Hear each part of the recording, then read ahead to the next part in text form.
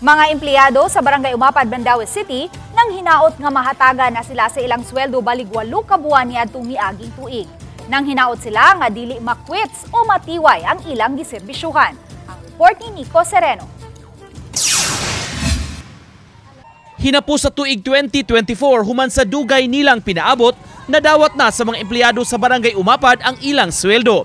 Balig 4 ka buwan kini, gikan Setyembre hangtod Disyembre, usukad sa panahon sa pag-concur o pag-aprobar sa ilang appointment. Nalipay man sa kalambuan, apan ang hinaot sila nga lakip sab sa mahatag ang gikan sa Enero hangtod sa Agosto 2024. Karon subling naningil ang mga empleyado nang hinaot nga lihukon na kini.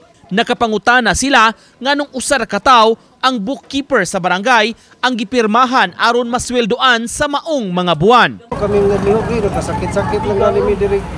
Panarbaho niya, di na nung masuldoan. Masa na yung mga ipangayon nila nga. January ko, gusto. Sundo binila mo. Okay, amang mga trabahuan. Iyan panikap nga, way kapoy-kapoy.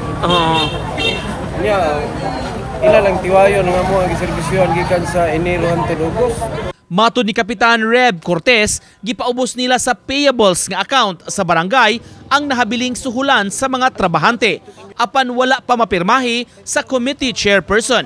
Gawas lang sa ilang barangay bookkeeper nga mo'y napirmahan og masweldoan sa maong mga buwan. Voucher para sa account payables, wala man siya mo pirma. Kay kaso pa daw, niya actually na siya gipirmahan usar ka tawo. Unfair po sa uban. Way nga usara. Nakicommunicate pa ang GMA Regional TV sa chairperson sa komitiba kabahin sa mong issue apan wala pa minadawat nga tubag.